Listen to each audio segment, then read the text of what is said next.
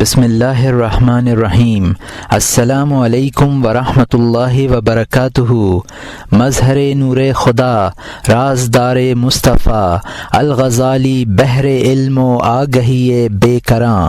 اب حجت الاسلام امام ابو حامد محمد الغزالی رحمۃ اللہ علیہ، جنہیں عرف عام میں امام محمد الغزالی یا امام غزالی بھی کہا جاتا ہے، ان کی مارکۃ الآراء تصنیف احیاء علوم الدین، جس کی 4 جلدیں ہیں اور جس کی ہر جلد 10 چھوٹی کتابوں پر مشتمل ہے، اس حکیمانہ کتاب کی دوسری جلد جو کہ معاملات کے بارے میں ہے، یعنی وہ امور جن کی مدد سے ایک کامیاب معاشرتی زندگی گزاری جا سکتی ہے، اس دوسری جلد کی 7ویں کتاب اس آڈیو کتاب کی صورت میں پیش کی جا رہی ہے، جس کا نام ہے کتاب آداب السفر، یعنی سفر کے آداب کا بیان۔ احیاء علوم دین کا اردو ترجمہ مولانا ندیم الواجدی نے کیا ہے اور اس کو دارالاشاعت اردو بازار کراچی پاکستان نے شائع کیا ہے۔ کتاب آداب السفر، یعنی سفر کے آداب کا بیان۔ جاننا چاہیے کہ سفر قابل نفرت چیزوں سے نجات کا ذریعہ اور محبوب و مطلوب چیزوں کے حصول کا وسیلہ ہے۔ سفر کی 2 قسمیں ہیں، ایک ظاہر بدن کا سفر جس میں اپنے وطن و مسکن سے جدائی ہوتی ہے، اور دوسرا باطن کا سفر ہے، اس میں انسان اسفل السافلین سے آسمانی ملکوت کی طرف سفر کرتا ہے، لیکن ظاہر جسم اپنے مستقر سے جدا نہیں ہوتا۔ ان دونوں قسموں میں باطنی سفر زیادہ اہم اور افضل ہے۔ پیدائش کی حالت پر قائم رہنا اور اپنے آباء و اجداد کے ترکے پر قناعت کرنا قصور ہمت کی دلیل ہے۔ انسان کو آگے بڑھنا چاہیے اور دار و رسن کی تنگی اور وحشت کے بجائے جنت کی وسعت حاصل کرنی چاہیے۔ کسی شاعر کا یہ شعر حقیقت کا آئینہ دار ہے۔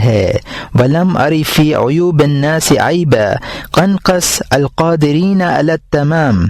ترجمہ: میرے نزدیک اس عیب سے بڑا کوئی عیب نہیں ہے کہ آدمی قدرت کے باوجود اپنی تکمیل پر ناقص رہے۔ لیکن کیونکہ باطن کا سفر بڑا دشوار ہے، اس لیے کسی رہنما کی مدد اور رفیق کی اعانت کے بغیر یہ دشوار گزار اور خطرات سے پر سفر طے نہیں ہو سکتا۔ ہمارے دور کی حالت انتہائی خراب ہے، نہ راستہ متعین و معلوم ہے، نہ مخلص رہنما اور نیک دل رفقا میسر ہیں۔ جو گنے چنے لوگ اس راستے کے مسافر ہیں، وہ زیادہ کے مقابلے میں کم پر کانے نظر آتے ہیں۔ راہ سلوک سونی پڑی ہے، کوئی راہ رو نہیں رہا، نفس و آفاق اور ملکوت کی سیرگاہیں ویران ہیں، حالانکہ قرآن مسلسل دعوت سیر دے رہا ہے۔ ارشاد ربانی ہے، سنوریہم آیاتنا فی الآفاق وفی انفسہم، پارہ نمبر 25، رکوع نمبر 1، آیت نمبر 53۔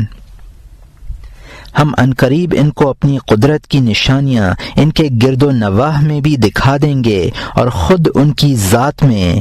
ایک جگہ ارشاد فرمایا، وَفِي الْأَرْضِ آيَاتٌ لِّلْمُوقِنِينَ وَفِي أَنفُسِكُمْ أَفَلَا تُبْصِرُونَ، پارہ نمبر 26، رکوع نمبر 18، آیت نمبر 20 اور 21۔ اور یقین لانے والوں کے لیے زمین میں بہت سی نشانیاں ہیں اور خود تمہاری ذات میں بھی، اور کیا تم کو دکھائی نہیں دیتا؟ اس سفر کے نہ کرنے پر نکیر ان آیات میں موجود ہے۔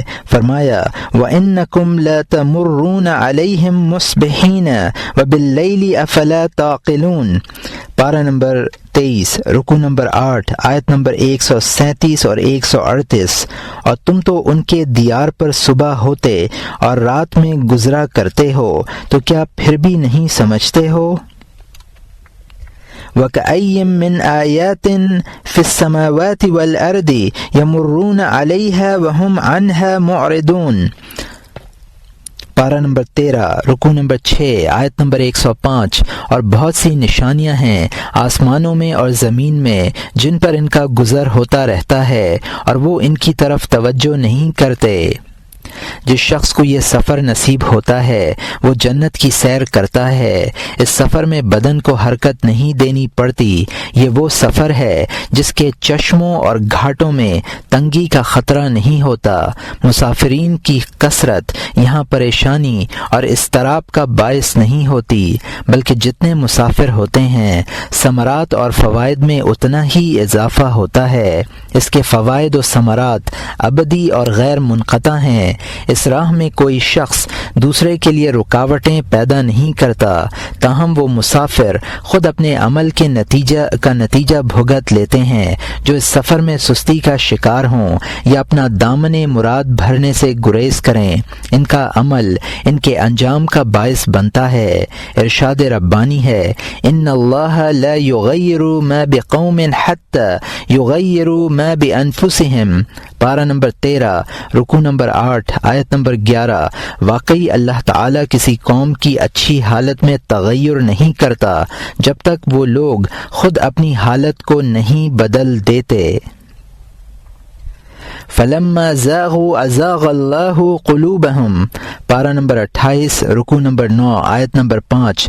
پھر جب وہ لوگ ٹیڑھے ہی رہے تو اللہ تعالیٰ نے ان کے دلوں کو ٹیڑھا کر دیا۔ اللہ تعالیٰ کسی بندے پر ظلم نہیں کرتا، بندے خود اپنے اوپر ظلم کرتے ہیں۔ اکثر لوگوں کا سفر جسمانی ہوتا ہے۔ بعض لوگ دنیا کی تجارت اور مال و دولت کے حصول کے لیے سفر کرتے ہیں، اور بعض لوگوں کا مقصد تحصیل علم و دین ہوتا ہے۔ یہ مؤخر الذکر لوگ بھی راہ آخرت کے سالک ہیں، بشرط یہ کہ اس سفر کے آداب اور شرائط کی پابندی کریں۔ اگر انہوں نے ان آداب سے بے توجہی برتی تو ان کا سفر دنیا کا عمل اور شیطان کی اتباع کہلائے گا۔ سفر کے یہ آداب و شرائط ہم 2 ابواب میں بیان کریں گے۔ پہلا باب، آداب سفر، آغاز سفر سے واپسی تک، نیت اور فوائد۔ سفر کے فوائد، فضیلت اور نیت۔ سفر ایک قسم کی حرکت اور اختلاط کا نام ہے۔ اس کے کچھ فوائد ہیں اور کچھ نقصانات۔ کتاب الصحبت اور کتاب العزلہ میں اختلاط کے فوائد اور نقصانات پر خاصی روشنی پڑ چکی ہے۔ یہاں ہم کچھ ایسے فوائد و نقصانات ذکر کریں گے جو صرف سفر کے ساتھ مخصوص ہیں، لیکن اس سے پہلے ہم مقاصد کے اعتبار سے سفر کی تقسیم ضروری سمجھتے ہیں۔ یہی مقاصد فوائد بھی ہیں۔ کوئی شخص یا تو اس جگہ کی پریشانیوں سے عاجز آ کر سفر کرتا ہے جہاں وہ مقیم ہے، بالفرض اگر یہ پریشانیاں نہ ہوتیں تو وہ سفر بھی نہ کرتا، یا وہ خود ہی اپنے کسی مقصد کے حصول یا غرض کی تکمیل کے لیے سفر کرتا ہے۔ وہ پریشانیاں جن سے بچنے کے لیے سفر اختیار کیا جائے یا دنیاوی ہوتی ہیں، جیسے شہر میں طاعون اور وبا کی بیماری پھیلنا، لڑائی جھگڑے اور فتنے برپا ہونا، غلے اور دیگر اشیاء خورد و نوش کا گراں ہونا، یہ عام پریشانیاں ہیں۔ خاص پریشانی کی صورت یہ ہے کہ اہل شہر خاص طور پر اس کو اپنے ظلم کا نشانہ بنائیں اور اسے ترک وطن پر مجبور کر دیں، یا ان پریشانیوں کا تعلق دین سے ہوتا ہے۔ مثلا یہ کہ شہر میں رہنے سے جاہ و مال کی خواہش پیدا ہونے کا خوف ہو، یا ایسی مصروفیات درپیش ہوں جن سے خدا تعالی کی عبادت اور ذکر و فکر کے لیے فراغت پانا مشکل ہو جائے، یا کسی شخص کو اہل شہر اس کی مبتدعانہ حرکات کی بنا پر شہر بدر کر دیں، یا وہ خود ہی اہل شہر کے کسی ایسے مطالبے سے مجبور ہو کر شہر سے چلا جائے جسے تسلیم کرنا اس کے لیے شرعاً جائز یا مباح نہ ہو۔ کسی مقصد کے لیے سفر بھی دین و دنیا کی تقسیم سے خالی نہیں ہے۔ بعض لوگ جاہ و منصب کی خاطر سفر کرتے ہیں اور بعض حصول علم و عمل کے لیے۔ پھر علم کی بھی 3 قسمیں ہیں، ایک فقہ، حدیث، تفسیر اور ان کے متعلقات کا علم، دوسرا اپنے اخلاق اور صفات کا علم تجربہ کے طور پر، تیسرا عجائبات دنیا اور زمین میں اللہ کی آیات کا علم، جیسے ذوالقرنین نے اطراف دنیا کا سفر کیا تھا۔ عمل کی بھی دو قسمیں ہیں، عبادت یا زیارت۔ عبادت میں حج، عمرہ اور جہاد کے اسفار شامل ہیں۔ مکہ مکرمہ، مدینہ منورہ اور بیت المقدس کی زیارت کے لیے سفر کرنا بھی عبادت ہے۔ بعض اوقات علماء کی زیارت کے لیے سفر کیا جاتا ہے۔ مرحوم علماء کی زیارت قبرستانوں میں حاضر ہو کر اور زندہ علماء کی زیارت ان کی قیام گاہوں پر۔ علماء کی زیارت خواہ وہ حیات ہوں یا اپنی قبروں میں آرام کر رہے ہوں، سبب برکت ہے۔ ان کے احوال کے مشاہدے سے اتباع حق کے جذبے اور خواہش کو تقویت حاصل ہوتی ہے۔ مقاصد کے اعتبار سے سفر کی متعدد قسمیں ہیں، ذیل میں ہم ہر قسم کی الگ الگ تفصیل کرتے ہیں۔ پہلی قسم طلب علم کے لیے سفر۔ علم واجب بھی ہے اور نفل بھی، اس لیے واجب علم کے لیے سفر کرنا واجب ہوگا اور نفلی علم کے لیے سفر کرنا نفل ہوگا۔ ہم نے ابھی لکھا ہے کہ علم کی 3 قسمیں ہیں، علوم دینیہ یعنی قرآن و حدیث کا علم، اپنے اخلاق کا علم اور عجائبات عالم کا علم۔ ان علوم میں سے جس علم کے لیے بھی سفر کرے گا ثواب پائے گا۔ چنانچہ علم دین کے سلسلے میں سرکار دو عالم صلی اللہ علیہ وسلم ارشاد فرماتے ہیں، من خرج من بیتہ فی طلب العلم فہو فی سبیل اللہ حتی یرجع۔ یہ ترمذی کی حدیث ہے جس کو انس رضی اللہ عنہ نے روایت کیا ہے۔ جو شخص طلب علم کے لیے اپنے گھر سے نکلے وہ واپسی تک اللہ کے راستے میں ہے۔ ایک حدیث میں ہے، من سلک طریقا یلتمس فیہ علما سہل اللہ لہ طریقا الی الجنہ۔ یہ مسلم کی حدیث ہے۔ جو شخص طلب علم کے لیے کسی راستے پر گامزن ہو، اللہ تعالیٰ اس کے لیے جنت کا راستہ سہل فرما دیتے ہیں۔ حضرت سعید ابن المسیب رضی اللہ عنہ ایک حدیث کی تلاش میں کئی دن کا سفر کیا کرتے تھے۔ شعبی رحمۃ اللہ علیہ فرماتے ہیں کہ اگر کوئی شخص شام سے اقصائے یمن تک سفر کرے اور مقصد سفر صرف ایک ایسا کلمہ ہو جو اسے ہدایت کی راہ دکھلائے یا ہلاکت و تباہی سے بچائے تو اس کا یہ سفر ضائع نہیں جائے گا۔ جابر ابن عبداللہ رضی اللہ عنہ اپنے 10 رفقا کے ساتھ 1 ماہ کے طویل مسافت طے کر کے مصر تشریف لے گئے، کیونکہ انہوں نے سنا تھا کہ عبداللہ بن انیس انصاری رضی اللہ عنہ حضرت صلی اللہ علیہ وسلم سے ایک حدیث نقل کرتے ہیں۔ یہ لوگ ان کے پاس تشریف لے گئے اور وہ حدیث ان سے سنی، اور یہ بخاری کی حدیث ہے۔ صحابہ کے زمانے سے ہمارے زمانے تک سفر ہی علم کا اہم ترین وسیلہ رہا ہے۔ ایسے علماء بہت کم ہوں گے جنہوں نے علم کے لیے سفر نہ کیا ہو۔ اپنے نفس کے احوال اور اخلاق کا علم حاصل کرنا بھی ضروری ہے، کیونکہ آخرت کے راستے پر چلنا اخلاق کی تہذیب اور عادات کی درستگی کے بغیر ممکن نہیں ہے۔ جو شخص اپنے باطن کے اسرار اور خبائث سے واقف نہ ہوگا وہ ان سے اپنے دل کی تطہیر کیسے کر سکے گا؟ ہم نے پہلے بھی عرض کیا ہے کہ سفر اخلاق کے اظہار کا بہترین ذریعہ ہے۔ اسی کے ذریعے اللہ تعالی زمین و آسمان کے مخفی امور ظاہر فرماتے ہیں۔ سفر کا نام سفر رکھا ہے اس لیے کہا گیا ہے کہ اس کے معنی ہیں ظہور و کشف، اور سفر سے پوشیدہ اخلاق ظاہر ہو جاتے ہیں۔ یہی وجہ ہے کہ حضرت عمر رضی اللہ عنہ کے دور خلافت میں ایک شخص نے کسی دوسرے شخص کے حق میں گواہی دی تو آپ نے اس سے دریافت فرمایا کہ تم نے اس کے ساتھ سفر کیا ہے؟ اس نے عرض کیا نہیں، سفر کا اتفاق تو نہیں ہوا۔ فرمایا تب میرے خیال میں تم اس شخص سے واقف نہیں ہو۔ بشر رحمۃ اللہ علیہ فرمایا کرتے تھے کہ اے گروہ قرا، تم لوگ سفر کیا کرو تاکہ پاک و طیب ہو جاؤ، اس لیے کہ پانی رواں ہو تو طیب رہتا ہے اور کسی ایک جگہ ٹھہرا ہوا ہو تو متغیر ہو جاتا ہے۔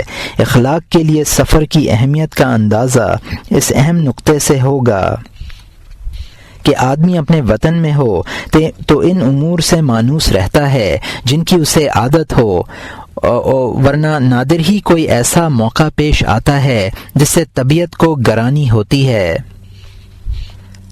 عام طور پر حالات معتدل اور معمول کے مطابق رہتے ہیں اور اخلاق خبیثہ کے ظہور کا موقع نہیں ملتا۔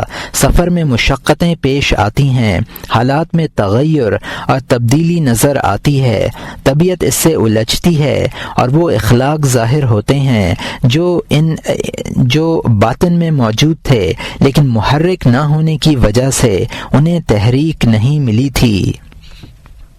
کسی بھی مرض کا علاج اس سے واقفیت کے بعد ہی ممکن ہے۔ سفر میں اخلاق رذیلہ کا علم ہوگا تو ان کے علاج کی تدبیر بھی ہوگی۔ زمین میں اللہ تعالیٰ کی آیات اور عجائبات کا مشاہدہ بھی اہل بصیرت کے لیے فائدے سے خالی نہیں ہے۔ آدمی سفر کرتا ہے تو اسے زمین پر اللہ تعالیٰ کی بے شمار نشانیاں نظر آتی ہیں۔ مختلف خصوصیات رکھنے والے زمینی قطعات، ایک دوسرے سے متصل پہاڑوں کے مسلسل اور بلند و بالا سلسلے، بحر و بر میں حیوانات اور نباتات کی مختلف قسمیں، ان میں سے ہر چیز اللہ تعالیٰ کی قدرت کاملہ اور وحدانیت تامہ پر شاہد عدل ہے۔ ہر چیز بجائے خود اس ذات برحق کی تسبیح و تحمید ہے، لیکن یہ شہادت اور تسبیح وہی لوگ سمجھ سکتے ہیں جو عقل کے کانوں سے سنیں اور جنہیں قلب کا استحضار حاصل ہو۔ منکرین خدا، غفلت شعار اور دنیا کی چمک دمک سے دھوکہ کھانے والے لوگ نہ ان آیات کو دیکھ سکتے ہیں، نہ سمجھ سکتے ہیں اور نہ ان کی تسبیح و تحمید سن سکتے ہیں۔ یہ لوگ سماعت اور بصارت کی حقیقی معرفت سے محروم ہیں اور اس آیت کا مصداق ہیں۔ یعلمون ظاہرا من الحیات الدنیا وہم عن الآخرۃ ہم غافلون، پارہ نمبر 21، رکوع نمبر 4، آیت نمبر 7۔ یہ لوگ صرف دنیاوی زندگی کے ظاہر کو جانتے ہیں اور یہ لوگ آخرت سے بے خبر ہیں، اور یہ آیت بھی ان پر صادق آتی ہے۔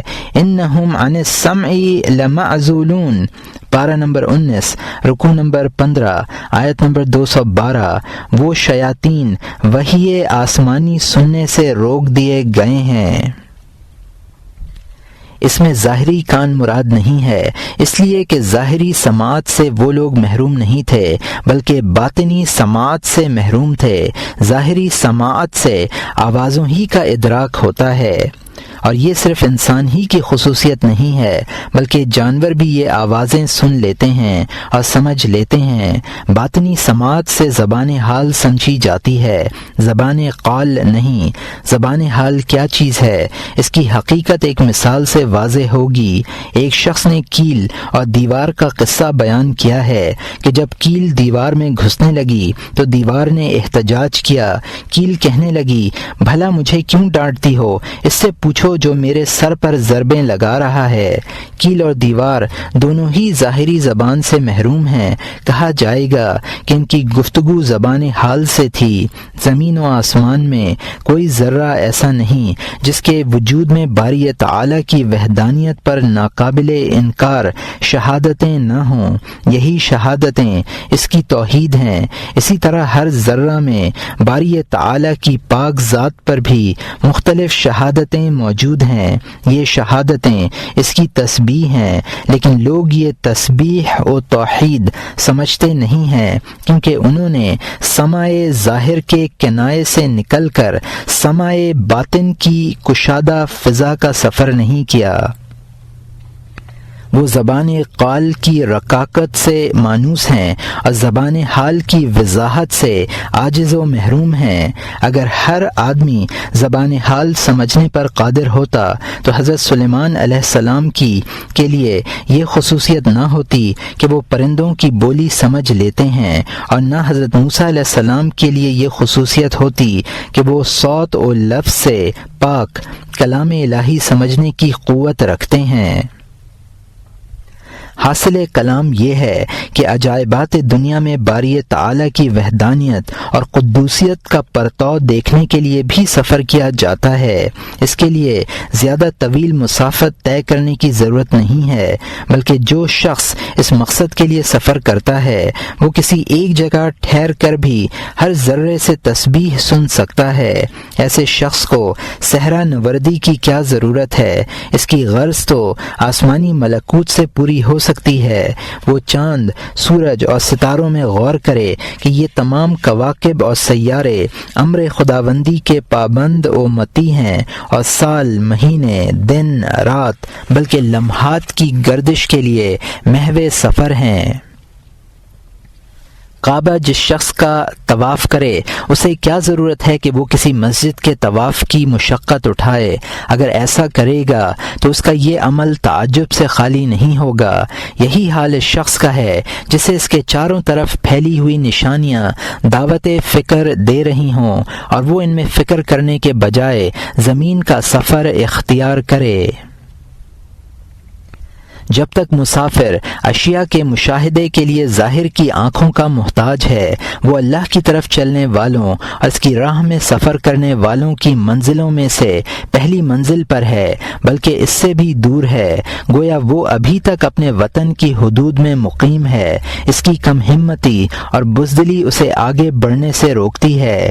ایک صاحب دل بزرگ کا قول ہے کہ لوگ مجھ سے کہتے ہیں اپنی آنکھیں کھولو اور دیکھو، میں کہتا ہوں آنکھیں بند کرو اور دیکھو۔ دونوں قول صحیح ہیں، لیکن پہلا قول ان لوگوں کے لیے ہے جو ہنوز اپنے سفر کی پہلی منزل پر ہیں، اور دوسرا قول ان لوگوں کے لیے ہے جنہوں نے راستے کی خطرناک وادیوں کو عبور کیا اور ہزاروں مشقتیں برداشت کرتے ہوئے منزل پر پہنچے۔ اس راستے کا مسافر در حقیقت اپنے وجود کو خطرات کے سپرد کرتا ہے۔ یہی وجہ ہے کہ منزل پر پہنچنے سے پہلے ہی بہت سے لوگ ہلاک ہو جاتے ہیں اور ادھر ادھر بھٹک جاتے ہیں۔ جو لوگ نور توفیق کی شمع لے کر چلتے ہیں انہیں منزل پر پہنچنا نصیب ہوتا ہے اور وہ نعیم و ملک سے سرفراز ہوتے ہیں۔ آخرت کی سلطنت کا حال بھی دنیا کی سلطنت جیسا ہے کہ اس کے طالبین بہت زیادہ ہیں، لیکن ان میں سے اکثر جدوجہد کرتے کرتے مر جاتے ہیں۔ سلطنت حاصل کرنے والے بہت کم ہوں گے۔ بہرحال آخرت ایک دشوار گزار اور پرمشقت سفر ہے۔ یہ سفر بخیر و خوبی اسی وقت پورا ہو سکتا ہے کہ مسافر باہمت اور حوصلہ مند ہو۔ بقول شاعر وَإِذَا كَانَتِ النَّفُوسُ كبارا تعبد فی مرادها الاجسام۔ ترجمہ: جب نفس بڑے بحوصلہ ہوتے ہیں تو ان کے مطلوب کی راہ میں جسم بھی مشقتیں برداشت کر لیتے ہیں۔ اللہ تعالی نے دین و دنیا کی عزت اور سلطنت کو خطرات کے درمیان رکھا ہے۔ باہمت لوگ ہی ان خطرات کو شکست دے سکتے ہیں۔ بزدل اور عاجز لوگ ان خطرات کے متحمل کہاں؟ یہ لوگ اپنی بزدلی اور عجز کو احتیاط و اجتناب کا نام دے لیتے ہیں۔ ایک شعر میں ہے تر الجبن ان الجبن حزم وتلک خدیعۃ الطبع اللئیم۔ ترجمہ: بزدل کو حزم و احتیاط کا نام دیتے ہیں، حالانکہ یہ طبع لئیم کا فریب ہے۔ دوسری قسم عبادت کے لیے سفر۔ دوسری قسم یہ ہے کہ عبادت مثلا حج اور جہاد کے لیے سفر کرے۔ اس سفر کے فضائل، آداب اور ظاہری و باطنی اعمال ہم باب اسرار الحج میں بیان کر چکے ہیں۔ انبیاء علیہم السلام، صحابہ کرام، تابعین اور علماء کے مزارات کی زیارت بھی اس میں داخل ہے۔ زندگی میں جن لوگوں کی زیارت باعث برکت سمجھی جاتی ہے، مرنے کے بعد ان کے مزارات کی زیارت بھی موجب برکت ہے۔ ان حضرات کے مزارات کی زیارت کے لیے سفر کرنا ممنوع نہیں ہے۔ سرکار دو عالم صلی اللہ علیہ وسلم کا یہ ارشاد اس سفر کے لیے مانع نہیں ہے۔ لا تشد الرحال الا انی ثلاث مساجد المسجد الحرام ومسجد هذا والمسجد الاقصى۔ اور یہاں مترجم نے حاشیے میں لکھا ہے کہ یہ روایت کتاب الحج میں گزر چکی ہے، اور یہاں حاشیہ ختم ہوتا ہے۔ ترجمہ: 3 مسجدوں کے علاوہ کسی مسجد کے لیے سواریاں نہ کسو۔ مسجد حرام، میری یہ مسجد، اور مسجد اقصیٰ۔ یہ حکم مساجد کے سلسلے میں وارد ہے، اور ان تین مسجدوں کے بعد دنیا کی تمام مساجد فضیلت میں یکساں ہیں۔ دوسری طرف انبیاء، صلحاء اور علماء کے مزارات کی زیارت اصل فضیلت کے اعتبار سے یکساں ہے، اگرچہ اللہ تعالیٰ کے ہاں ان کے درجات میں تفاوت ہے۔ زندہ اور مردہ بزرگوں کی زیارت فضیلت میں یکساں نہیں ہے۔ زندہ بزرگوں کی زیارت مردوں کی زیارت کے مقابلے میں افضل ہے، کیونکہ زندہ لوگوں کی دعائیں حاصل ہوتی ہیں، اور ان کی طرف دیکھنا عبادت اور باعث برکت ہے۔ انہیں دیکھ کر تقلید کرنے اور ان کے نقش قدم پر چلنے کی خواہش پیدا ہوتی ہے۔ ان کی ذات اور اعمال سے علمی فوائد حاصل ہوتے ہیں۔ کتاب الصحبت میں ہم نے اخوان فی اللہ یعنی للہی بھائیوں کی ملاقات اور زیارت کے فضائل لکھے ہیں۔ انہیں سامنے رکھ کر غور کیجئے کہ علماء اور صلحاء کی زیارت کے کس قدر فضائل ہوں گے۔ تورات میں ہے کہ اپنے اخ فی اللہ کی زیارت کے لیے 4 میل کا سفر کر کے جاؤ۔ حدیث شریف سے علماء کی زیارت کی نفی نہیں ہوتی، بلکہ اس کا مفہوم یہ ہے کہ مقامات اور امکنہ سے برکت حاصل کرنے کے لیے ان 3 مسجدوں کے علاوہ کسی مسجد یا کسی جگہ کے لیے سفر نہ کیا جائے۔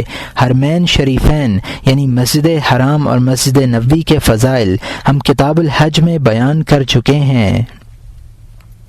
بیت المقدس کے بھی بے شمار فضائل ہیں، چنانچہ حضرت عبداللہ بن عمر رضی اللہ عنہ مدینہ منورہ سے سفر کر کے بیت المقدس تشریف لے گئے، اور انہوں نے وہاں 5 نمازیں ادا کیں اور اگلے روز واپسی کے لیے چل پڑے۔ حضرت سلیمان علیہ السلام نے خداوند قدوس کی بارگاہ میں یہ دعا کی تھی کہ اے اللہ، جو شخص نماز پڑھنے کی نیت سے اس مسجد کا قصد کرے، آپ اس پر نگاہ خاص فرمائیں، اور جب تک وہ اس مسجد میں مقیم رہے آپ کی توجہات سے محروم نہ ہو، آپ اس کے تمام گناہ معاف کر دیں، یہاں تک کہ جب وہ اس مسجد سے باہر نکلے تو ایسا ہو گویا اسے آج ہی اس کی ماں نے جنا ہے۔ تیسری قسم دینی مشکلات کے باعث سفر کی تیسری قسم یہ ہے کہ ان مشکلات کے باعث سفر کیا جائے جن کا تعلق دین سے ہو۔ یہ سفر بھی اچھا ہے۔ ان امور سے راہ فرار اختیار کرنا جن کا تحمل نہ ہو سکے انبیاء اور مرسلین کی سنت طیبہ ہے۔ جاہ و اقتدار، کثرت روابط اور کثرت مال و متاع سے بچنے کے لیے ترک وطن کرنا نہایت ضروری ہے، کیونکہ یہ سب چیزیں دل کو مشغول کر دیتی ہیں، اور دین اسی وقت کامل ہوتا ہے جب وہ غیر اللہ سے فارغ ہو۔ اگر دل دنیا سے پوری طرح فارغ نہ ہو تو جس قدر فارغ ہوگا اسی قدر دین میں مشغول ہوگا۔ دنیا کی ضرورتوں سے پوری طرح فراغت ممکن نہیں، تاہم یہ ممکن ہے کہ ضرورتیں کم ہوں اور زیادہ کی ہوس دل میں نہ ہو۔ اللہ تعالیٰ کا لاکھ لاکھ شکر ہے کہ اس نے نجات کو دل کی مکمل اور مطلق فراغت پر معلق نہیں فرمایا، بلکہ اس نے اپنے فضل و کرم کے صدقے میں ہلکا بوجھ رکھنے والوں کو بھی قبول کیا۔ ہلکے بوجھ والا شخص وہ ہے جس کی تمام تر توجہ کا مرکز دنیا نہ ہو، اور یہ صورت وطن میں شاذ ہی پیش آتی ہے، کیونکہ جاہ و منصب اور مال و دولت کے حصول کے مواقع یہاں زیادہ ہوتے ہیں، تعلقات بھی وسیع ہوتے ہیں۔ سالک کا مقصود گمنامی کے لیے سفر کرنا اور قطع علائق کرنے ہی سے حاصل ہو سکتا ہے۔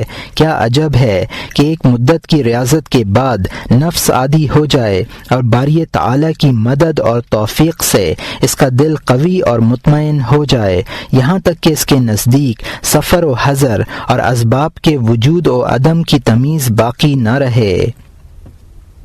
اور وہ ہر حال میں اللہ کی یاد میں مشغول رہے، ذکر الہی سے کوئی چیز اسے نہ روکے، لیکن ایسا ہونا مشکل ہے۔ آج کے دور میں قلوب ضعیف، ہمتیں پست اور خواہشات شدید ہیں۔ ایسا مشکل ہی نظر آتا ہے کہ ان میں مخلوق اور خالق دونوں کی گنجائش ہو۔ یہ قوت انبیاء اور اولیاء اللہ کو حاصل ہے، اگرچہ دوسرے لوگ بھی اس درجے تک اپنی محنت اور جد و جہد سے پہنچ سکتے ہیں۔ محنت اپنی جگہ ضروری ہے، اگرچہ اس مرتبے تک پہنچنا دشوار نظر آتا ہو۔ یہ ایسا ہی ہے جیسے ایک پہلوان نہایت طاقتور اور تندرست و توانا ہے اور تنہا 2.5 من بوجھ اٹھا سکتا ہو، دوسرا شخص نہایت لاغر، کمزور اور مریض ہے، لیکن اس کی خواہش یہ ہے کہ وہ بھی پہلوان بنے اور اس طرح 2.5 من بوجھ اٹھانے کی طاقت حاصل کرے۔ بظاہر اس خواہش کی تکمیل مشکل ہی نظر آتی ہے، لیکن وہ مشق، جد و جہد اور لگن سے اپنی موجودہ حالت سے بہتر حالت ضرور بنا سکتا ہے۔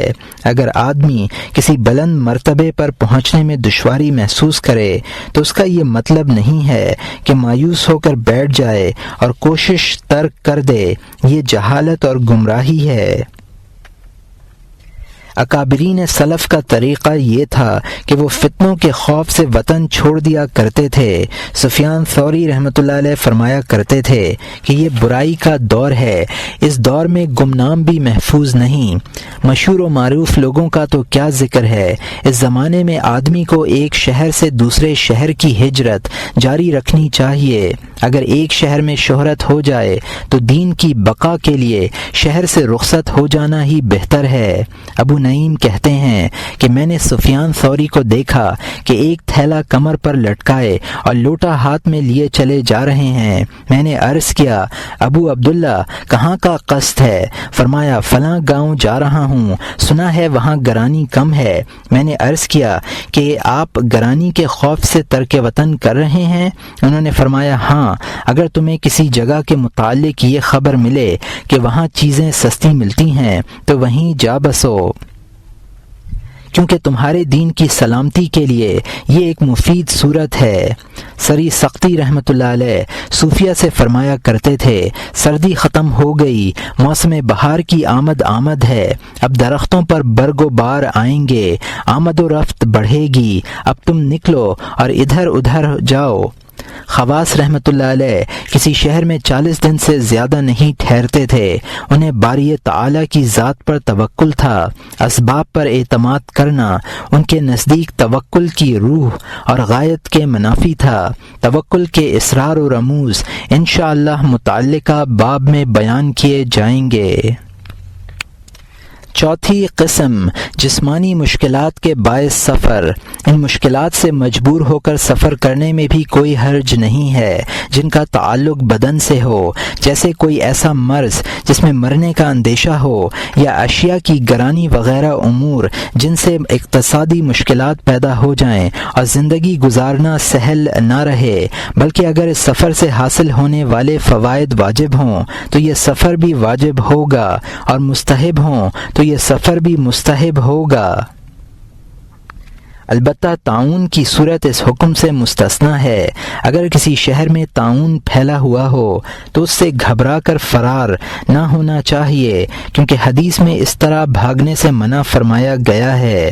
اسامہ ابن زید رضی اللہ عنہ روایت کرتے ہیں کہ سرکار دو عالم صلی اللہ علیہ وسلم نے ارشاد فرمایا، ان هذا الوجع او لسقم رجز عذب به بعد الامم قبلكم ثم بقى بعد في الأرض فيذهب المرة ويأتي الأخرى فمن سمع به في أرضي فلا يقد من عليه ومن وقع بارد وهو بها فلا يخرجناه الفرار منه۔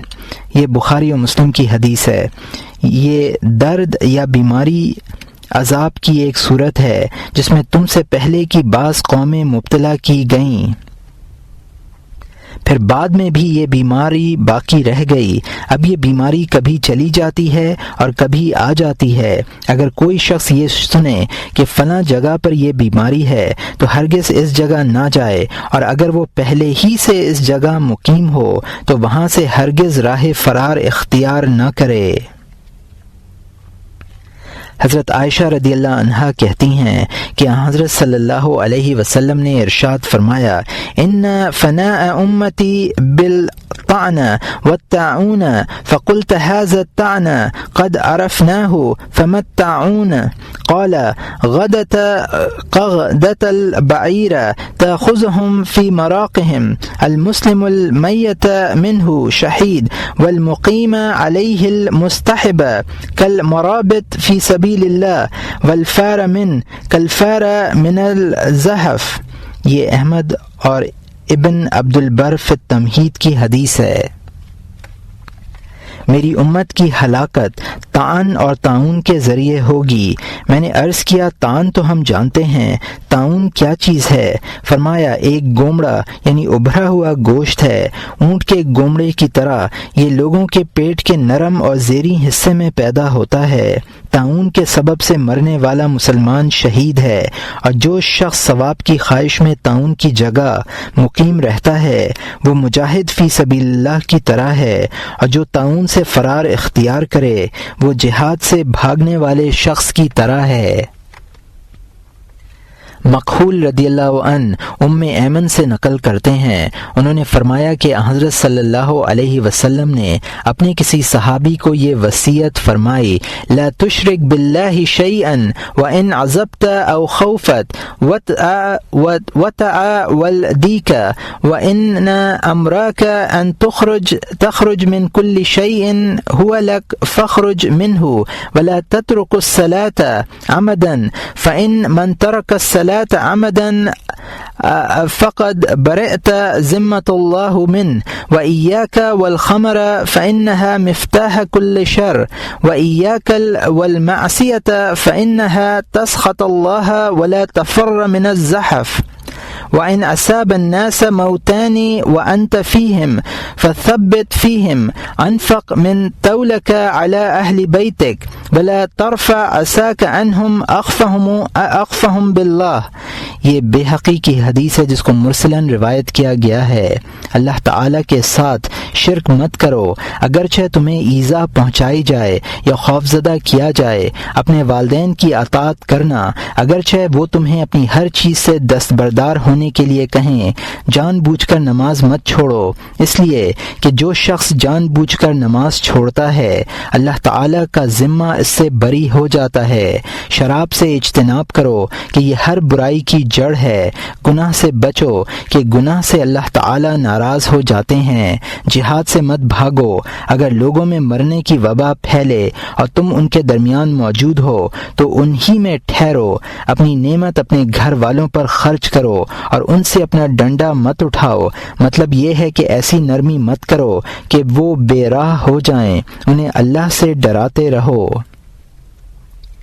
ان احادیث سے ثابت ہوتا ہے کہ طاعون سے بھاگنا اور طاعون میں جانا دونوں ہی ممنوع ہیں۔ کتاب التوکل میں ہم اس پر مفصل بحث کریں گے۔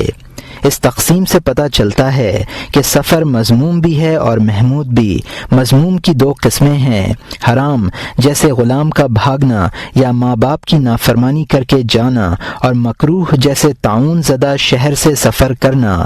محمود کی بھی دو قسمیں ہیں، واجب جیسے حج کے لیے جانا یا اس علم کے لیے سفر کرنا جو ہر مسلمان پر فرض ہے، اور مندوب جیسے علماء کی زیارت کے لیے جانا۔ ان اسفار میں نیت کی بڑی اہمیت ہے۔ بہتر یہ ہے کہ ہر فعل میں آدمی کی نیت آخرت کا اجر و ثواب ہو۔ اس صورت میں یہ نیت واجب اور مندوب اسفار میں صحیح ہو سکتی ہے۔ مکروہ اور حرام اسفار میں صحیح نہیں ہو سکتی۔ مباح سفر کا دار و مدار نیت پر ہے۔ ایک شخص مال حاصل کرنے کے لیے سفر کرتا ہے، مگر اس کی نیت یہ ہے کہ وہ مال حاصل کر کے خود کو سوال کی لعنت سے بچائے گا اور اہل و عیال پر خرچ کرے گا، اور جو مال زائد از ضرورت ہوگا اسے صدقہ کر دے گا۔ اس صورت میں اس کا یہ سفر بھی آخرت کا عمل ہے۔ دوسرا شخص حج کے لیے جا رہا ہے، مگر دل میں اخلاص اور فرض سے سبکدوش ہونے کی نیت کے بجائے ریاکاری اور طلب شہرت کا جذبہ ہے۔ اس نیت سے یہ سفر آخرت کے اعمال میں شمار نہیں ہوگا۔ حضرت صلی اللہ علیہ وسلم ارشاد فرماتے ہیں، انما الاعمال بالنیات، اعمال کا دار و مدار نیت پر ہے۔ اور یہاں حاشیے میں لکھا ہے کہ یہ حدیث پہلے بھی گزر چکی ہے، اور یہاں حاشیہ ختم ہوتا ہے۔ بعض اکابرین سلف فرماتے ہیں کہ اللہ تعالی سفر کرنے والوں پر فرشتے مقرر کر دیتے ہیں جو ان کے مقاصد سفر پر نظر رکھتے ہیں۔ ہر مسافر کو اس کی نیت کے مطابق اجر عطا کیا جاتا ہے۔ جس کا مقصود دنیا ہوتی ہے اسے دنیا ملتی ہے، اس کی آخرت گھٹا دی جاتی ہے، اور دنیا کی حرص و خواہش میں اس کا دل مشغول اور دماغ منتشر کر دیا جاتا ہے، اور جس کا مقصد آخرت ہوتا ہے اسے بصیرت، حکمت اور ذہانت ملتی ہے، اور اس کے لیے تذکار و عبرت کا در وا کر دیا جاتا ہے، اس کی قوت فکر مجتمع کر دی جاتی ہے، اور ملائکہ اس کے لیے مغفرت اور کامیابی کی دعائیں کرتے ہیں۔ یہاں یہ سوال بھی متوقع ہے کہ سفر بہتر ہے یا اقامت؟ اس کا صحیح جواب وہی ہے جو ذلت و اختلاط کے سلسلے میں دیا گیا ہے۔ سفر بھی اختلاط ہی کی ایک قسم ہے۔ فرق اگر ہے تو صرف اس قدر کہ سفر میں راستے کی مشقت، تعب اور ذہنی و جسمانی پریشانیاں زیادہ ہوتی ہیں۔ ہمارے خیال میں سفر و اقامت میں زیادہ بہتر وہ ہے جس سے دین پر زیادہ مدد ملتی ہو، اور دنیا میں دین کا ثمرہ یہ ہے کہ آدمی کو اللہ کی معرفت اور اس کے ذکر سے انس میسر ہو۔ انس دوام ذکر سے اور معرفت دوام فکر سے حاصل ہوتی ہے۔ جو شخص ذکر و فکر کا طریق نہ سیکھے گا اسے نہ انس حاصل ہوگا اور نہ معرفت۔ سفر ذکر و فکر کی تعلیم کی ابتدائی منزل ہے اور اقامت آخری منزل ہے۔ اس اعتبار سے علم حاصل کرنے کے بعد اقامت ہی سے عمل پر اعانت ہوتی ہے۔ دائمی سیاحت اور سیر و سفر سے قلب پریشان ہوتا ہے۔ صرف وہی لوگ دائمی سفر کی تعب کے متحمل ہو سکتے ہیں جو قوت کا جوہر رکھتے ہوں۔ سفر میں مسافر کی جان اور مال دونوں ہی کو خطرہ رہتا ہے۔ کبھی کبھی دل میں اقامت کی آسائش و راحت یاد آ جاتی ہے اور دل اس یاد سے بے چین ہو جاتا ہے۔ عبادت کے لیے دل جمعی اور سکون باقی نہیں رہتا۔ اگر مسافر کے پاس مال نہ ہو تو اسے ناو نوش اور مصارف سفر کے لیے دوسروں کا دست نگر بننا پڑتا ہے۔ اس سے دل میں دوسروں کے مال کی طمع پیدا ہوتی ہے، اور بعض لوگ تنگ دستی کی مصیبت برداشت نہیں کر پاتے، اور بعض لوگوں پر طمع اتنی غالب آ جاتی ہے کہ وہ اچھے برے کی تمیز کھو دیتے ہیں۔ پھر بار بار کے سفر سے لاحق ہونے والی پریشانی اچھے باہمت اور باحوصلہ لوگوں کے پائے استقامت میں لغزش پیدا کر دیتی ہے۔ وطن میں فکر و عمل کا راستہ کھلا ہوا ہو تو سالک کو چاہیے کہ وہ تحصیل علم اور زیارت شیخ کے علاوہ سفر نہ کرے۔ ہمارے زمانے کے اکثر صوفی وظائف، افکار اور دقائق کے اعمال سے محروم ہیں۔ خلوت میں انہیں اللہ کے ذکر سے انس حاصل نہیں ہوتا۔ ذاکر و شاغل ہونے کے بجائے یہ لوگ جاہل و کاہل ہو رہے ہیں۔ یہ لوگ عمل کو دشوار سمجھتے ہیں۔ طریق کسب سے انہیں وحشت ہوتی ہے۔ سوال اور گداگری ان کا پیشہ ہے۔ مختلف شہروں میں سلاطین و حکام کی طرف سے بنائی گئی رباطیں رباتیں ان کے ٹھکانے ہیں، یہ لوگ ان رباتوں میں قیام کرتے ہیں، وہاں متعین خدام سے خدمت لیتے ہیں، مفت کی کھاتے ہیں اور ایک ربات سے دوسری ربات کا سفر کرتے رہتے ہیں۔ ان لوگوں نے اپنے دین کو بھی ذلت کا ہدف بنایا ہے اور خود کو بھی رسوا کیا ہے۔ ان کا دعویٰ یہ ہے کہ وہ عوام کی خدمت کے لیے سفر کرتے ہیں، لیکن حقیقت یہ ہے کہ عوام کی خدمت کے بجائے مال جمع کرنا، کسب کی مشقت سے بچنا اور تصوف کے نام پر شہرت حاصل کرنا ان کا مطمع نظر ہے۔ انہوں نے خانقاہوں کو سیرگاہ بنا لیا ہے۔ حقیقی صوفیہ کا لباس پہن کر اور آداب ظاہری میں ان بزرگوں کی تقلید کر کے یہ لوگ خوش فہمی میں مبتلا ہیں اور یہ گمان کر رہے ہیں کہ ہمارے اعمال لائق تحسین ہیں۔ ان کے خیال باطل کے مطابق ظاہری آداب میں شرکت سے باطنی حقائق میں بھی شرکت ہو جاتی ہے۔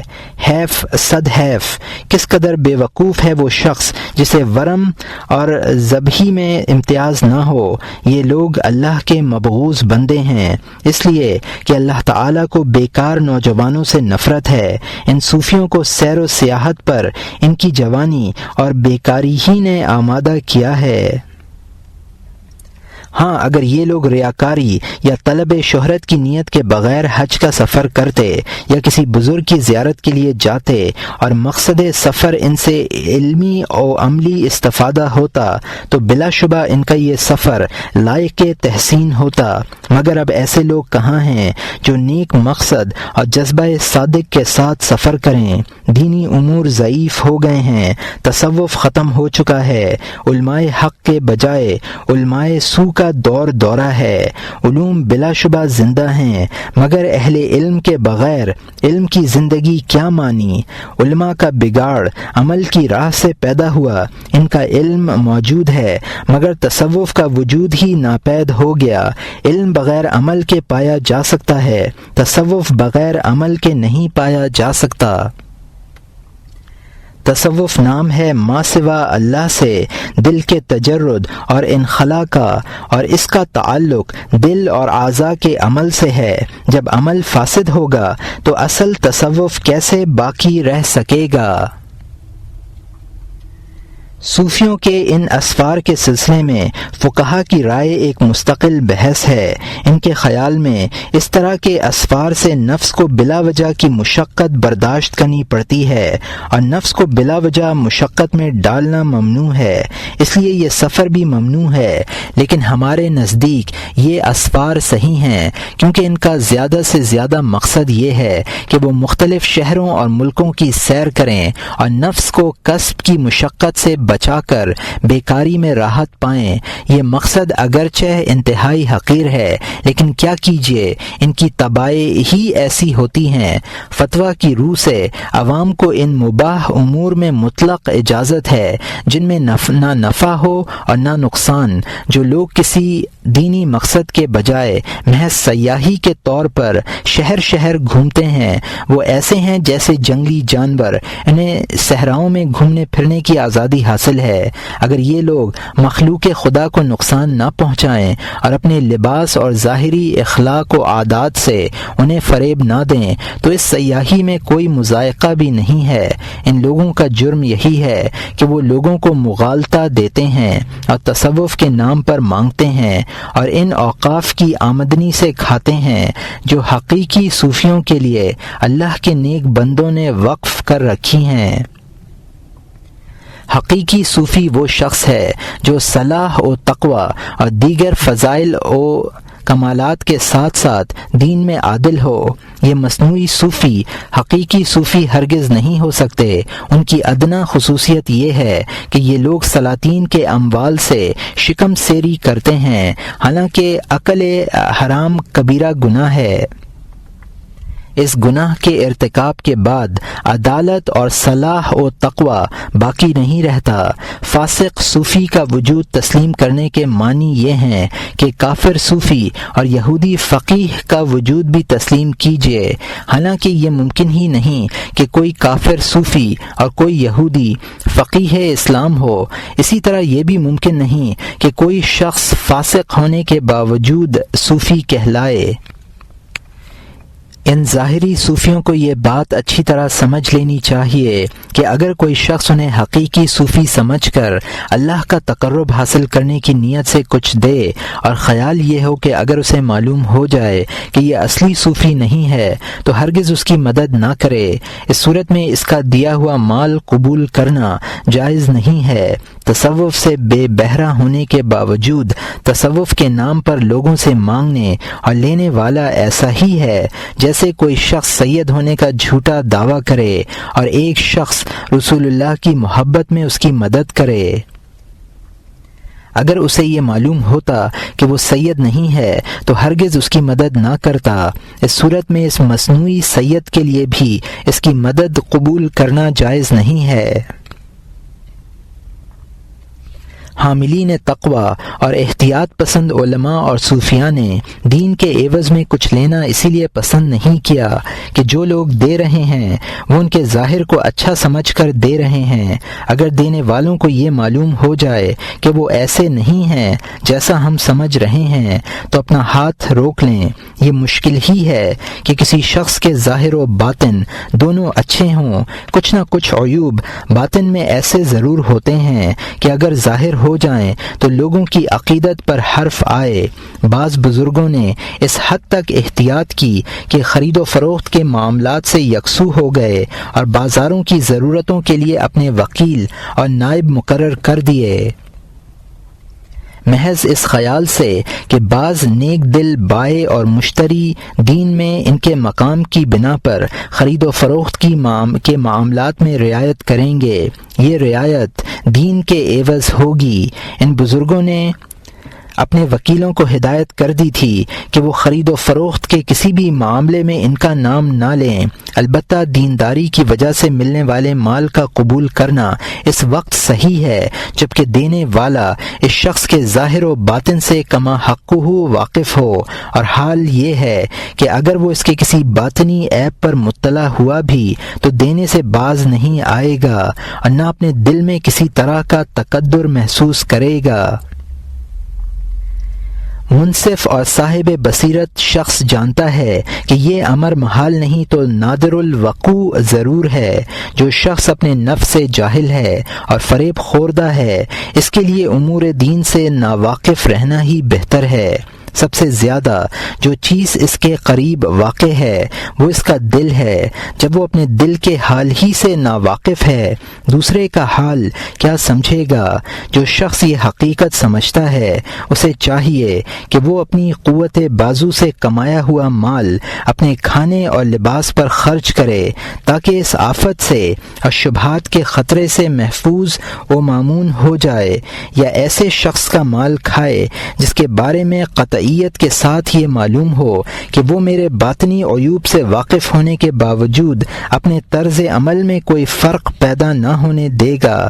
اگر لقمہ حلال کے طالب اور راہ آخرت کے سالک کو کسی مجبوری کے باعث غیر کی مدد قبول کرنی ہی پڑے تو دینے والے سے صاف صاف کہہ دے کہ اگر تم مجھے دیندار سمجھ کر دے رہے ہو تو میں اس مدد کا مستحق نہیں ہوں، میرا باطن ظاہر کی طرح اجلا نہیں ہے۔ اگر اللہ تعالیٰ تم پر میرے باطنی عیوب منکشف کر دے تو مجھے یقین ہے کہ تم مجھے اس عزت، اکرام اور اعانت کے مستحق نہیں سمجھو گے، بلکہ تم یہ خیال کرو گے کہ میں بدترین انسان ہوں۔ اس صاف گوئی کے بعد بھی اگر وہ اعانت پر مستعد نظر آئے تو پھر اس کا مال لینے میں کوئی حرج نہیں ہے، لیکن یہاں بھی نفس فریب دے سکتا ہے۔ اس کے فریب سے ہوشیار ہوشیار رہنا چاہیے۔ اس طرح کے اقرار و اعتراف کو عموماً لوگ بزدلی پر محمول کرتے ہیں، کیونکہ بزرگوں میں ہی اپنے نفس کی مذمت اور تحقیر کا حوصلہ ہے۔ چنانچہ بعض اوقات یہ صاف گوئی اظہار حقیقت کے بجائے مدح و ثنا ٹھہرتی ہے۔ بظاہر وہ اپنی برائی کر رہا ہے، لیکن سننے والے اسے اس کی نیک نیتی، صفائے قلب اور زہد و تقوی پر محمول کر رہے ہیں۔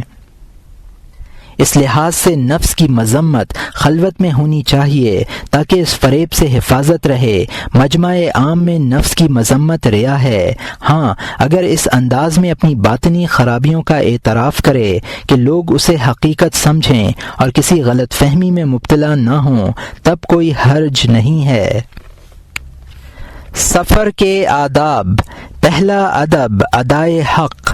سفر کا اولین ادب یہ ہے کہ وہ حقوق ادا کرے جو اس نے ظلم اور زبردستی سے غصب کیے ہوں۔ قرض خواہوں کا قرض چکائے، جن لوگوں کی کفالت اس کے ذمے ہو ان کے نان نفقے کی تیاری کرے۔ اگر لوگوں کی امانتیں اس کے پاس محفوظ ہوں انہیں واپس کر دے۔ راستے کے لیے صرف حلال زاد راہ ساتھ لے اور اتنی مقدار میں لے کہ رفقائے سفر تک بھی اس کا دائرہ وسیع ہو سکے۔ حضرت عبداللہ بن عمر رضی اللہ عنہ ارشاد فرماتے تھے کہ آدمی کی شرافت کی علامت یہ ہے کہ اس کا زاد سفر پاک و طیب ہو۔ سفر میں اچھی طرح بولنا، لوگوں کو کھانا کھلانا اور ان کے ساتھ اچھا برتاؤ کرنا بہت ضروری ہے، اس لیے کہ سفر باطن کی مخفی عادتیں ظاہر کر دیتا ہے۔ اسی لیے کہتے ہیں کہ جو شخص سفر میں ساتھ رہنے کی صلاحیت رکھتا ہے وہ حضر میں بھی ساتھ رہ سکتا ہے، لیکن یہ ضروری نہیں کہ جو شخص حضر میں اچھا ثابت ہو وہ سفر میں بھی اچھا ثابت ہوگا۔ بعض لوگ حضر میں اچھے ثابت ہوتے ہیں، اپنے پڑوسیوں اور ملنے جلنے والوں سے اچھا سلوک کرتے ہیں، لیکن سفر کی سختی اور مشقت ان کے مزاج میں تلخی اور چڑچڑے پن کی کیفیت پیدا کر دیتی ہے، اور وہ لوگ اپنے رفقائے سفر کے ساتھ وہ سلوک نہیں کر پاتے جو انہیں کرنا چاہیے۔ اس لیے کہا جاتا ہے کہ اگر کسی شخص کی تعریف اس کے حضر و سفر کے رفقا کریں تو اس کی نیکی اور شرافت میں شک مت کرو۔ سفر تکلیف کا سبب ہے۔ اگر کوئی شخص تکلیف اور پریشانی کے عالم میں بھی خوش اخلاق رہے تو حقیقت میں وہ خوش اخلاق ہے۔ حضر میں کج خلقی اور مزاج کی تلخی اور ترشی کے اظہار کا موقع کم ملتا ہے، کیونکہ ہر کام عموماً اپنے وقت پر اور اپنی رفتار سے معمول کے مطابق ہوتا ہے۔ سفر میں ایسا نہیں ہوتا۔ کہتے ہیں کہ 3 شخصوں کو ان کے اضطراب اور بے قراری پر مطعون نہیں کیا جا سکتا: 1 روزے دار کو، 2 بیمار کو، سوم مسافر کو۔ مسافر کے حسن اخلاق کا کمال یہ ہے کہ کرایہ والوں سے احسان کا معاملہ کرے، رفقائے سفر کی ہر ممکن اعانت کرے۔ اگر کوئی شخص پیچھے رہ گیا ہو اس کی دلجوئی کرے اور اسے ساتھ لے کر آگے بڑھے۔ اگر اسے زاد راہ اور سواری کی ضرورت ہو تو مقتور بھر تعاون سے گریز نہ کرے، تکلف اور اپنی ذات میں محدود رہنے کی کوشش نہ کرے، بلکہ اپنے رفقا کے ساتھ مذاق بھی کر لے تاکہ وہ بے تکلف ہو جائیں اور اس کی وجہ سے پریشان نہ ہوں۔ تاہم یہ ضروری ہے کہ مزاج سنجیدہ ہو، فحش اور رقیق نہ ہو اور نہ اس کا کسی معصیت سے تعلق ہو۔ مذاق کا ایک فائدہ یہ ہے کہ اس سے سفر کی تکلیف اور وطن سے دوری کا احساس کم ہو جاتا ہے۔ دوسرا ادب رفیق کا سفر انتخاب۔ رفیق سفر کا انتخاب بھی سفر کا اہم ترین ادب ہے۔ تنہا سفر نہ کرنا چاہیے۔ مشہور ہے کہ پہلے رفیق ہے پھر طریق یعنی راستہ ہے۔ ایسے شخص کو اپنا رفیق بنانا چاہیے جو دیندار ہو، پاکیزہ خیالات کا حامل ہو۔ اگر اس کا رفیق دین کی کوئی بات بھول جائے تو وہ اسے یاد دلا دے، اسے یاد ہو تو عمل پر اس کی اعانت کرے۔ آدمی اپنے دوست کے مذہب پر ہوتا ہے۔ اگر کسی شخص کا اخلاق یا دینی حالت کا اندازہ لگانا ہو تو اس کے دوستوں کو دیکھ لو۔ حضرت صلی اللہ علیہ وسلم نے تنہا سفر کرنے سے منع کیا ہے۔ لو یعلم الناس ما فی الواحدۃ ما سار راکب بلیل وحدہ، یہ بخاری کی حدیث ہے جس کو ابن عمر رضی اللہ عنہ نے روایت کیا ہے۔ اگر لوگ جان لیں کہ تنہا سفر کرنے میں کیا نقصان ہے تو کوئی سوار رات کو تنہا سفر نہ کرے۔ حضرت صلی اللہ علیہ وسلم نے یہ بھی ارشاد فرمایا کہ 3 آدمی قافلہ ہیں۔ یہ ابو داؤد اور ترمذی کی حدیث ہے جس کو عمر بن شعیب عن ابی عن جدہ نے روایت کیا ہے۔ ایک مرتبہ فرمایا اذا کنتم ثلاثہ فأمر واحدکم۔ یہ طبرانی کی حدیث ہے جس کو ابن مسعود رضی اللہ عنہ نے روایت کیا ہے۔ جب تم 3 ہو جاؤ تو ایک کو اپنا امیر بنا لو۔ چنانچہ اکابرین سلف کا معمول یہی تھا، فرمایا کرتے تھے کہ یہ وہ امیر ہے جسے رسول اللہ صلی اللہ علیہ وسلم نے اس اعزاز سے نوازا ہے، اور یہ مستدرک اور حاکم کی حدیث ہے۔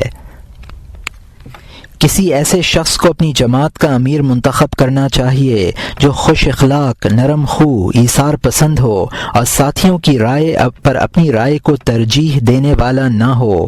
امیر منتخب کرنے کی ضرورت اس لیے ہے کہ راستوں اور منزلوں کی تعیین اور سفر کے مفادات کے تحفظ میں مختلف آراء ہو سکتی ہیں۔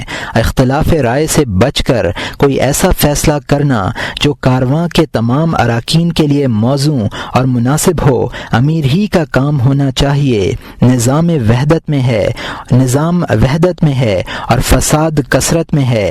عالم کا یہ تمام نظام ایک ہی ذات پاک کے قدرت و کمال کا ظہور ہے۔ اگر اس کے منتظم بھی 2 ہوتے تو یہ سارا کارخانہ ہست و بود درہم برہم نظر آتا۔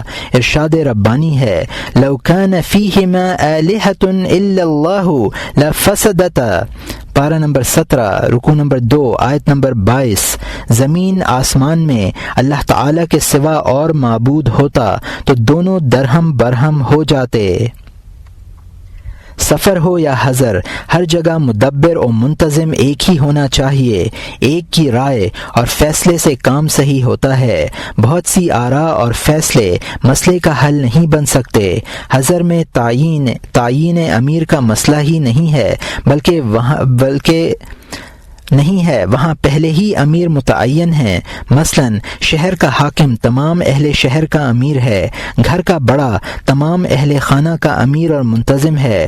سفر میں کیونکہ پہلے سے کوئی امیر متعین نہیں ہوتا، اس لیے آغاز سفر سے پہلے مسافروں کو اپنے ہی قافلے کے کسی ایک شخص کو اپنا امیر منتخب کر لینا چاہیے تاکہ مختلف آراء نقطۂ وحدت بن جائیں۔ امیر کے لیے ضروری ہے کہ وہ ان لوگوں کے مفادات کا تحفظ کرے جن کا اسے امیر بنایا گیا ہے، اور اپنے آپ کو ان کی ڈھال تصور کرے۔ عبداللہ ابن مروزی رضی اللہ عنہ نے سفر کا ارادہ کیا تو ابو علی رباطی رحمۃ اللہ علیہ نے عرض کیا کہ مجھے اپنا رفیق بنا لیجئے۔ فرمایا مجھے تمہاری یہ درخواست ایک شرط پر منظور ہے، اور وہ یہ کہ قافلے کے امیر یا تم ہوگے یا میں ہوں گا۔ انہوں نے جواب دیا کہ امیر کا منصب آپ کے شایان شان ہے، امیر آپ ہی ہوں گے۔ سفر شروع ہوا۔ ابن مروزی رحمۃ اللہ علیہ نے اپنا اور اپنے رفیق ابو علی کا تمام سامان اپنی پشت پر لاد لیا اور چل دیے۔ ابو علی نے لاکھ روکا مگر نہیں مانے۔ راستے میں تھے کہ رات میں بارش شروع ہو گئی۔ ابن مروزی نے ابو علی کو بٹھایا اور خود ایک چادر ان کے سر پر تان کر کھڑے ہو گئے تاکہ وہ بارش سے محفوظ رہیں۔ ابو علی نے منع کیا لیکن انہوں نے یہ کہہ کر خاموش کر دیا کہ تم نے مجھے امیر بنایا تھا، اب میری اطاعت کرو۔ ابو علی رحمۃ اللہ علیہ کہتے ہیں کہ اس وقت میں انہیں اپنا امیر بنا کر بہت نادم ہوا اور دل میں خیال آیا کہ کاش میں انہیں امیر بنانے سے پہلے مر گیا ہوتا۔ اس واقعے سے اندازہ ہوتا ہے کہ امیر کو اپنے عیش و آرام کا خیال رکھنے کے بجائے اپنے رفقا کا خیال رکھنا چاہیے۔ رفقائے سفر کے متعلق حضرت صلی اللہ علیہ وسلم کا ارشاد ہے خیر الاصحاب اربعہ، ابو داود، ترمذی اور حاکم کی حدیث ہے جس کو ابن عباس رضی اللہ عنہ نے روایت کیا ہے۔ بہترین ساتھی 4 ہیں۔ اس حدیث میں 4 کا عدد استعمال کیا گیا ہے۔ اس عدد میں یقیناً کوئی مصلحت پوشیدہ ہوگی۔ غور کرنے سے یہ حکمت سمجھ میں آتی ہے کہ مسافر کے لیے سفر میں 2 کام زیادہ اہمیت رکھتے ہیں، ایک سامان کی حفاظت، دوم ہوائج ضروریہ کی خرید و فروخت۔ اب اگر قافلے میں 3 آدمی ہوں، 2 سامان کی حفاظت میں لگ جائیں اور تیسرا خرید و فروخت اور دیگر امور کی تکمیل کے لیے چلا جائے تو وہ تنہا رہ جائے گا اور یہ تنہائی اس کے لیے وحشت کا باعث ہوگی، اور اگر 2 چلے جائیں اور ایک حفاظت کرے تو وہ گھبرائے گا۔ اس لیے 4 آدمی ہونے چاہیے تاکہ 2 خرید و فروخت اور دیگر امور کی تکمیل کے لیے چلے جائیں اور 2 سامان کی حفاظت کریں۔ 4 سے کم افراد ضرورت کے لیے کافی نہیں ہیں اور 4 سے زائد کی ضرورت نہیں ہے۔ چنانچہ اگر 5 افراد ہوئے تو 5واں بیکار ہی ہوگا۔ البتہ افراد کی کثرت خوف و خطر کے مواقع پر مفید ثابت ہوتی ہے۔ بہرحال یہ 4 کا عدد مخصوص رفاقت کے لیے ہے، عام رفاقت کے لیے نہیں ہے۔ تیسرا ادب رخصت، سفر سے پہلے اپنے اعزاء و اقربا، دوست، احباب اور ملنے والے لوگوں سے رخصت ہو اور وہ دعا پڑھے جو حضرت صلی اللہ علیہ وسلم سے منقول ہے: استودع اللہ دینک و امانتک و خواتیم عملک، میں تیرا دین اور تیرا گھر بار اور تیرے اواخر اعمال اللہ کے سپرد کرتا ہوں۔ ایک تابعی فرماتے ہیں کہ میں حضرت عبداللہ بن عمر رضی اللہ عنہ کے ساتھ مکہ مکرمہ سے مدینہ منورہ تک رہا۔ جب میں نے آپ سے رخصت ہونے کا ارادہ کیا تو آپ چند قدم میرے ساتھ چلے اور فرمایا کہ میں نے رسول اکرم صلی اللہ علیہ وسلم کی زبان مبارک سے حضرت لقمان کا یہ قول سنا ہے کہ اگر اللہ تعالیٰ کو کوئی چیز سپرد کر دی جائے تو وہ اس کی حفاظت کرتا ہے۔ میں اللہ تعالیٰ کو تیرا دین، گھر بار اور اواخر اعمال سپرد کرتا ہوں۔ اور یہ نسائی اور ابو داود کی مختصراً حدیث ہے جس کو ابن عمر رضی اللہ عنہ نے روایت کیا ہے۔ زید بن ارقم حضرت صلی اللہ علیہ وسلم کا یہ ارشاد نقل کرتے ہیں: اذا اراد احدکم سفر فلیودع اخوانہ فان اللہ جاعل له فی دعائهم البرکہ۔ یہ خرائطی مکارم الاخلاق کی حدیث ہے۔ جب تم میں سے کوئی شخص سفر کا ارادہ کرے تو اسے چاہیے کہ وہ اپنے بھائیوں سے رخصت ہو، اس لیے کہ اللہ ان کی دعاؤں میں اس کے لیے برکت دیتا ہے۔ عمر ابن شعیب اپنے والد سے اور وہ اپنے دادا سے نقل کرتے ہیں کہ سرکار دو عالم صلی اللہ علیہ وسلم جب کسی شخص کو رخصت فرماتے تو اسے یہ دعا دیتے: زودک اللہ التقوی وغفر ذنبک ووجہک للخیر حیث توجہت۔ یہ خرائطی مکارم الاخلاق کی حدیث ہے۔ اللہ تعالیٰ تجھے تقوی کا زاد راہ عطا کرے، تیرے گناہ معاف فرمائے اور جہاں کہیں تو جائے خیر کی طرف تیری رہنمائی کرے۔ یہ دعا مقیم کی طرف سے مسافر کے لیے ہے۔ اس سے پہلے مسافر کی دعا مقیم کے لیے گزر چکی ہے۔ موسیٰ بن دردان کہتے ہیں کہ میں الوداعی ملاقات کے لیے حضرت ابو ہریرہ رضی اللہ عنہ کی خدمت میں حاضر ہوا۔ انہوں نے مجھ سے فرمایا کہ بھتیجے، میں تجھے وہ دعا سکھلاتا ہوں جو حضرت صلی اللہ علیہ وسلم نے ایسے موقع کے لیے مجھے تلقین فرمائی تھی۔ میں نے عرض کیا ضرور سکھلائیں۔ فرمایا یہ الفاظ کہا کرو: استودعک اللہ الذی لا تضیع ودائع۔ یہ ابن ماجہ اور نسائی کی حدیث ہے۔ میں تجھے اللہ کے سپرد کرتا ہوں جس کے سپرد کی ہوئی امانتیں ضائع نہیں ہوتیں۔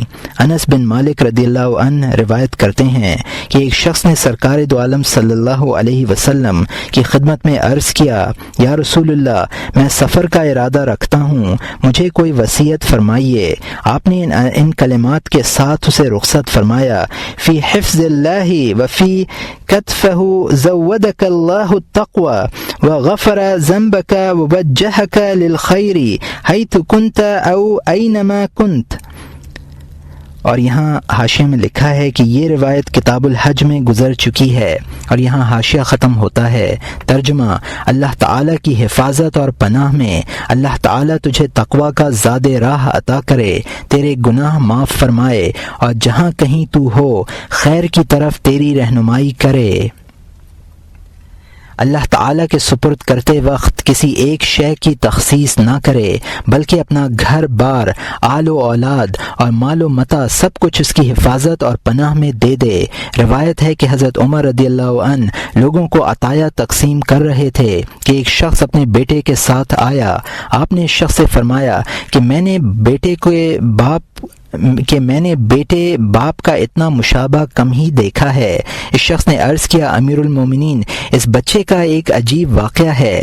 میں کسی سفر کے لیے پابہ رکاب تھا، ان دنوں میری بیوی حاملہ تھی۔ کہنے لگی، مجھے اس حال میں چھوڑ کر آپ باہر جا رہے ہیں؟ میں نے کہا، میں تیرے حمل کو اللہ کی پناہ اور حفاظت میں دیتا ہوں۔ یہ کہہ کر میں چلا گیا۔ واپس آیا تو لوگوں نے مجھے بیوی کی موت کی اطلاع دی۔ ایک رات جبکہ میں کچھ لوگوں سے مصروف گفتگو تھا، مجھے ایک قبر پر آگ نظر آئی۔ میرے استفسار پر لوگوں نے بتلایا کہ یہ فلاں عورت کی قبر ہے اور یہ آگ ہمیں ہر رات نظر آتی ہے۔ میں نے کہا کہ خدا کی قسم، وہ تو نہایت عابدہ زاہدہ عورت تھی، اس کی قبر میں آگ کا مطلب سمجھ میں نہیں آتا۔ ہم لوگ کدال اور پھاوڑا وغیرہ لے کر قبر پر پہنچے، مٹی ہٹائی، ہم نے دیکھا کہ قبر میں چراغ روشن ہے اور ایک بچہ ہاتھ پاؤں چلا رہا ہے۔ آواز آئی، اے فلاں، یہ تیری امانت ہے، اگر تو اس کی ماں کو بھی ہمارے سپرد کرتا تو تجھے وہ بھی زندہ ملتی۔ حضرت عمر رضی اللہ عنہ نے فرمایا، واقعی یہ بچہ تم سے بہت زیادہ مشابہ ہے، جیسے کوا کوے سے مشابہ ہوتا ہے۔